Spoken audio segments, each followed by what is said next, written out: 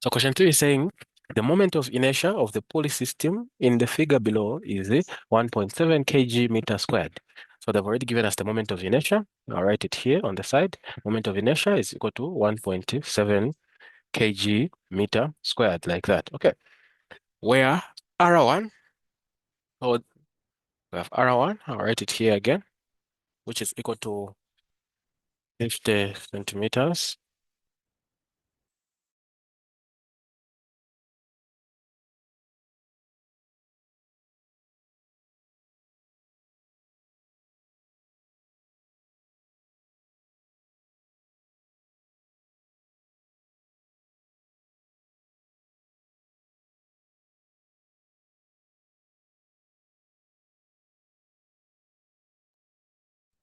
All right, so R2, which is the second radius, is equal to 20 centimeters. Then they want us to find the angular acceleration of the pulley system and the tensions T1 and T2. So if you look at this question properly, I'm sure you can tell to say we have a pulley system here. But in this pulley system, we have two, or can I say the plural of radius is Radii, like that. But I don't know how to constantly use that word. So we're going to say uh, we have two different values of radius in this pulley that we have here. We have radius 1 for the bigger pulley, but also radius 2 for the smaller pulley that is inside here. So um, there are masses that are attached to each end of the radiuses that we are talking about, or the radii that we are talking about. We have a 2 kilogram mass that is attached there, and a 1.8 kilogram mass that is attached there. So using your logic, I'm sure you can tell to say the larger mass is going to accelerate going down, whilst the smaller mass is going to accelerate going up. So this pulley is rotating, of course. By rotating, it is going to do what? It is going to be rotating because there is a torque in this particular pulley. So there are three ideas that we are supposed to get from this from this system that we've been given here. One is that there will be translation that will be taking place. There is linear acceleration that is taking place, which means we are going to apply Newton's second law in terms of the translation that is taking place for each mass that we have here. But we are also going to apply Newton's second law form of or Newton's second law of rotation. Newton's second law of rotation for the pulley that is here, since the pulley is rotating. So the pulley that is rotating, we're applying Newton's second law of rotation, whilst the masses that are accelerating up and down, respectively, we are going to apply Newton's second law of translation. But also, we have to take note to say there is no slipping. They haven't mentioned to say the pulleys are slipping in any way. Yes, they've already given us the moment of inertia, they've given us the radius, so the radius one, we can just convert them into their SI units of measurements. Radius one, how much will this be in meters? So this will be 0.5 meters. This one will be 0.2 meters, like that. Let's just convert them in advance. But since this is a pulley and the masses have weights, that means we also have to remember this odd guy, the force or the acceleration due to gravity, 9.81 meters per second squared, like that. Okay. So we've already chosen the direction of our acceleration. These guys are going to accelerate in this particular direction because the bigger mass will be accelerating downwards, whilst the smaller mass will be accelerating upwards, like that. So what are we going to do now? If this rope does not slip, this is the principle that I want you to remember. If there is no slipping in this rope, they haven't mentioned to say there's slipping here.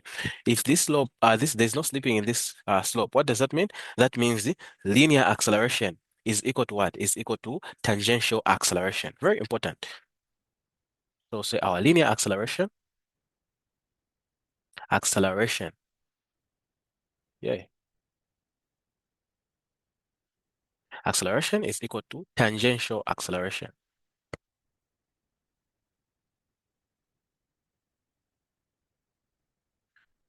All right, like that. So we're going to apply the mathematical formula. How are we going to put the formula? Linear acceleration is equal to tangential acceleration.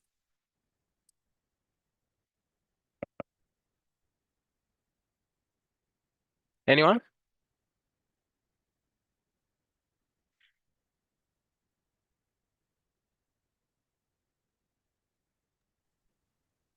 Mm. We are going to write the acceleration is to r angular acceleration. Okay, so acceleration is equal to, oh, it's been long. R2 in the It's been long since I wrote my A like this. Huh? I think it was probably in grade 5, if not 7. Okay, so our linear acceleration will be equal to r multiplied by angular acceleration. Is this what you are saying? yes, R2 since we have two R2 and R1. Yes, and even here, if you notice, they've indicated to say there is the acceleration one and the acceleration two. So we're going to use different values for each acceleration. So we're going to start with the acceleration one. So I'll say my acceleration one will be equal to what? Will be equal to r1 multiplied by angular acceleration. The same is going to apply. Acceleration two will be equal to r2 multiplied by angular or tangential or angular acceleration rather. Acceleration 2 is equal to r2 multiplied by tangential or rather angular acceleration. These are the two formulas that we're going to use. Now, what are we going to do now? We have this equation. So what are we going to do? We're going to apply Newton's second law on each of these two masses that we have here. And to say using Newton's second law, summation of forces is equal to what? Is equal to mass multiplied by acceleration. So what are we going to do first? Let's start with the bigger mass, which is the 2 kilogram mass that I have here. So what forces are acting on this one? We have this tension that is pointing upwards, and we have these forces, which is the weight of the mass that is pointing downwards. So the summation of these two forces, the weight that is pointing downwards is pointing in the direction of the acceleration that we've been given here. That means the tension is opposing the direction of acceleration, which means the tension will be negative whilst the weight will be positive. So what am I going to say? I'm going to say mg, m1, this is mass 1, m1g minus tension 1. This will be equal to what? This will be equal to mass 1 multiplied by acceleration 1, like that. But remember, acceleration 1 is equal to what? Acceleration 1 is equal to r1 multiplied by angular acceleration. It's equal to r1 multiplied by angular acceleration. So that's basically what I'm going to plug into my equation. So I have my 2.0 here multiplied by 9.81, like that, minus tension 1. This will be equal to mass 1 multiplied by acceleration 1. Acceleration 1 is equal to what? It's equal to r1 multiplied by angular acceleration. R1 is 0.5 meters. So I have my 0.5 multiplied by angular acceleration. We don't know the angular acceleration as of yet. Okay, so I'm going to say this will be equal to what? 2.0 multiplied by 9.81. This is going to be equal to 19.62. So I have 19.62 minus T1. This will be equal to what? This will be equal to, I have mass 1 here, which is 2.0 multiplied by 0.5 angular acceleration. This is basically going to give me 1.0 angular acceleration. So this is the first equation that I'm going to get. I don't know anything else apart from these things that I've indicated into this equation. I don't know the tension one. I don't know the angular acceleration. They want us to calculate the angular acceleration here and the tension. So yes, we are heading in the right direction here. Let's do the same on the mass that is heading upwards, which is the smaller mass too. I'll use a different pen for that one. I'll rub some of the things that I have here to create some space. We're also going to say summation of forces. Summation of forces on the second mass will be equal to mass multiplied by mass 2 multiplied by acceleration. So summation of forces, which forces do we have? We have the weight here and we have the tension here. So if you notice, the acceleration that we have here is pointing upwards, which means the tension is the one which is positive since it's pointing in the direction of acceleration, whilst the weight is going to be negative since it's pointing in the opposite direction to the direction of acceleration. So I'm going to say my tension, which is positive, tension 2 minus m2g will be equal to m2 multiplied by acceleration. Remember, acceleration here is equal to r2 multiplied by angular acceleration. So I'm going to say my tension 2 minus the mass 2, which is 1.8, multiplied by 9.81, like this. This will be equal to mass 2 multiplied by, I'll plug in the value of acceleration 2, which will be radius 2. The radius 2 is equal to 0.2 centimeters. 0.2 meters rather, multiplied by angular acceleration. So I can just say radius 2 angular acceleration like that. Okay, so my tension 2 minus 1.8 multiplied by 9.81. This is giving me 17.658. 17.658.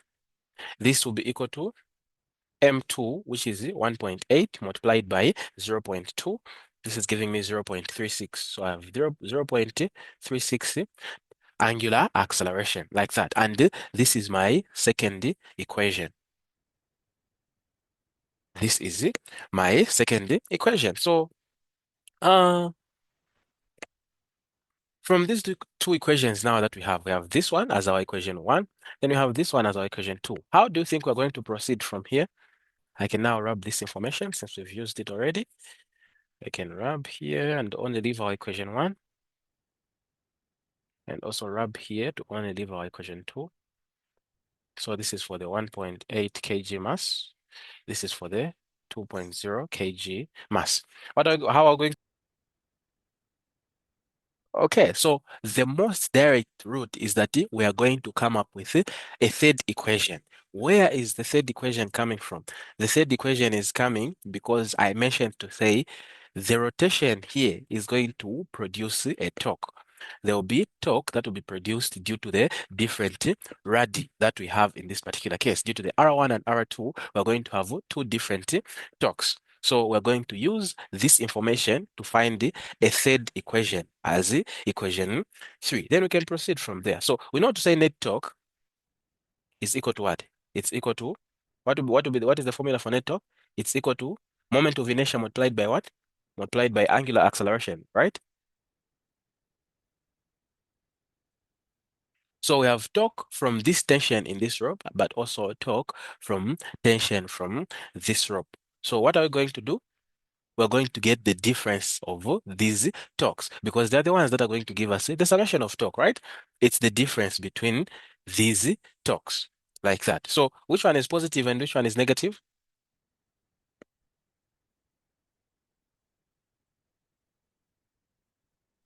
Now, I think if R1 is positive, then FR2, if R1 should be negative, then FR2 is positive. Why is that?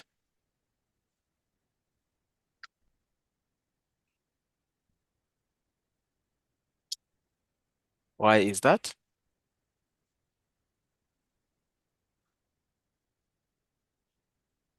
You've already started explaining very well. Oh, Because yes, yes. because because FR1 has been overcome by the weight which is acting downwards. Okay, by the way, That's the that reason is why acting it downwards. is negative. Okay, so from what we have here, what you're supposed to take note of is that the torque that will be produced by FT1 will be what? Will be pointing in that direction. Whilst the torque that will be produced from FT2 will be pointing what? Will be pointing in that particular direction. And that is where we are getting which one is positive and which one is negative. So this one which is pointing in the clockwise direction is going to be positive, whilst the one that is pointing in the anti-clockwise direction is going to be what? Is going to be negative. So T1 here is producing positive torque, whilst T2 is producing negative torque. So we're now going to apply the formula for torque in this particular equation. What is the formula for torque in this particular case? We said torque is equal to what in the previous formula? We said torque is equal to the radius multiplied by what? Multiplied by the force, right?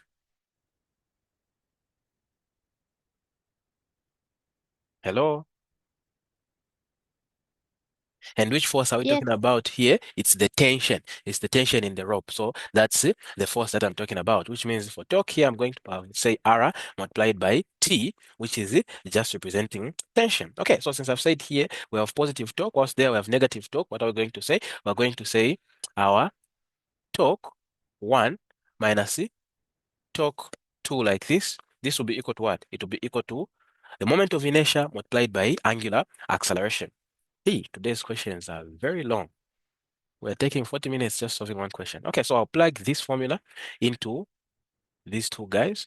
So I'll bring it down here. Hope you don't get confused. So my radius 1, tension 1 minus radius 2, tension 2 should be equal to moment of inertia multiplied by angular acceleration. I'm sure all of you can see where this is coming from and where it is going. We already know the radius here. We also already know the radius there. So I'm just going to plug them in. Radius 1 is 0.5. So 0.5 T1 minus 0.2 T2. This should be equal to moment of inertia multiplied by angular acceleration, like that. They've already given us the moment of inertia to say it's equal to 1.7 kg meter squared. So I'm going to say 1.7 multiplied by our angular acceleration, like this. Like this. This is the equation that we are going to get. This is an equation that we are going to get. And from this equation, you can see to say we cannot proceed any further from here, which means we now have our equation 3. So this is our third equation. And I can basically rub this information that is here. We don't need it anymore now that we've gotten our third equation. Now that we have 3 equations, I'm sure the question has even become much simpler. We can now solve this question or this question much or in a much easy way. It has become much easy. So now what are we going to do? What do you think we'll do with these equations?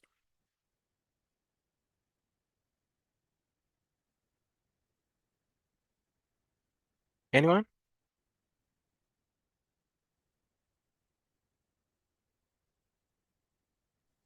So me, I think since we have T1, so like we have negative T1, so we can say when like we have 19.6 for the first equation, 19.62 minus T1 is equals to angular acceleration.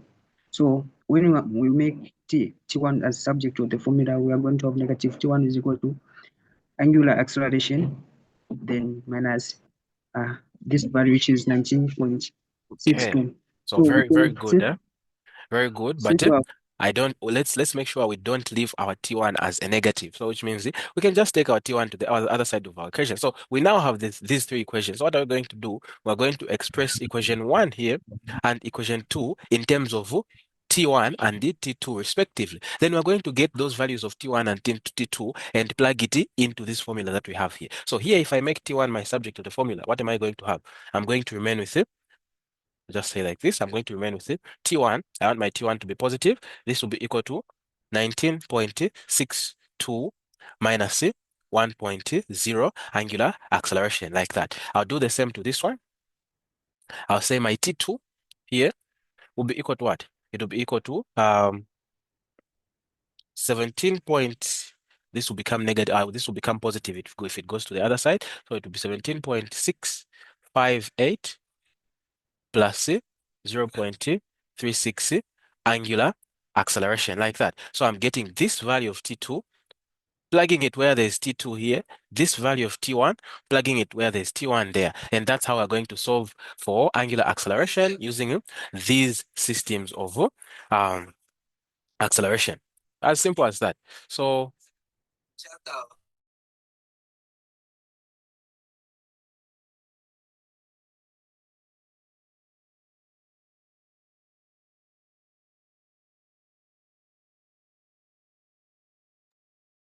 okay, so let's just replace in our into this equation. We're going to say I have my 0.5. I'll write it from here. I'll start it from I'll start from here. So I'll say 0.5. Then I have the value of T1. What is the value of T1? The value of T1 is 19.62 minus 1.0 angular acceleration, like that. Then minus 0.2. And I plug in the value of T2, which is equal to 17.658 plus 0.36 angular acceleration. This being equal to what? Being equal to 1.7 angular acceleration. All right. So can you fail to find angular acceleration from this stage or at this stage? Can you fail to find angular acceleration?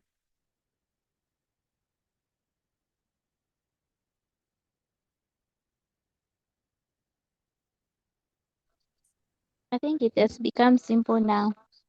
Yeah, it has become simple now. So we can just run through it quickly, right?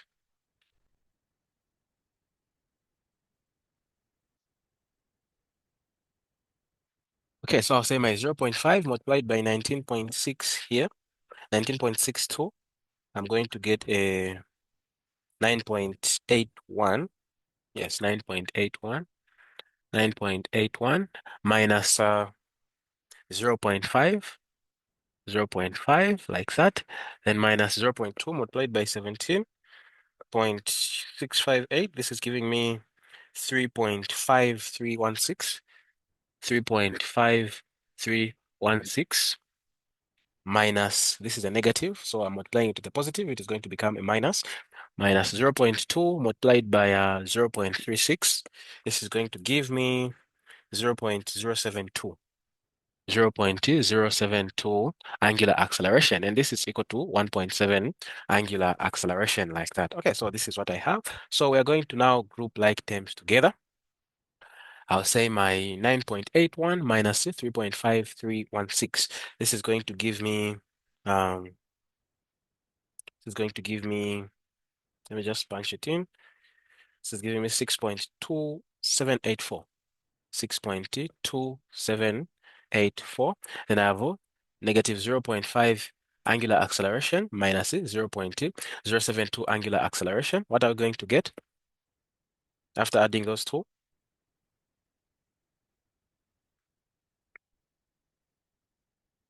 Get 0.572 angular acceleration.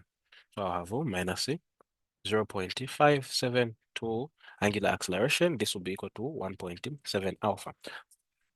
Okay, so now we can wrap this part. We can wrap this part here and continue our equation from there. So I'm going to have my 6.2784 being equal to 1.7 alpha plus 0.572 alpha. And this is going to give us how much? This is going to give us 2.272 alpha, like that. Okay, so I'm trying to find my angular acceleration, which means I can just divide both sides by 2.272, even that side by 2.272. That means my angular acceleration will be equal to what? My angular acceleration will be equal to 2.76 radians per second squared. 2.76 radians per second squared, like that. 2.76 radians per second squared. Oh, this was a long journey. I hope you've understood. Anyone who has a question on how we've arrived at angular acceleration, which means we've solved that part of the question. Anyone who has a question on how we've calculated our angular acceleration?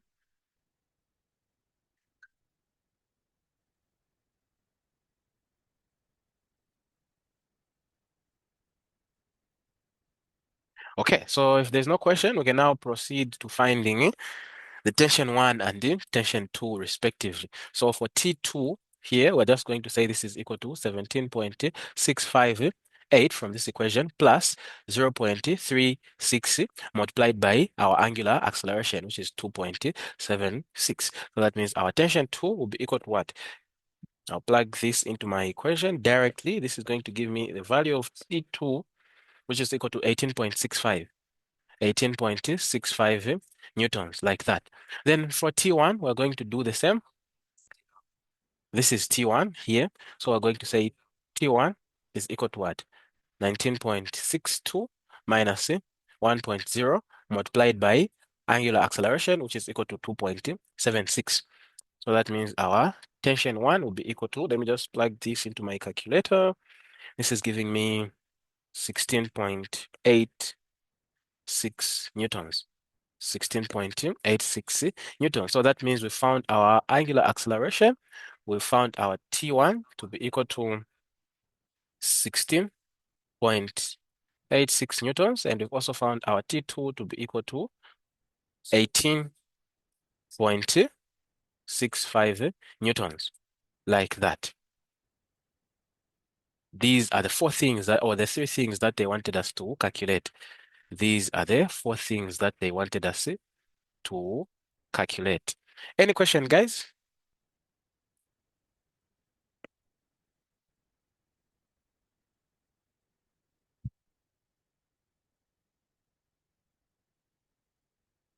Anyone who has a question here?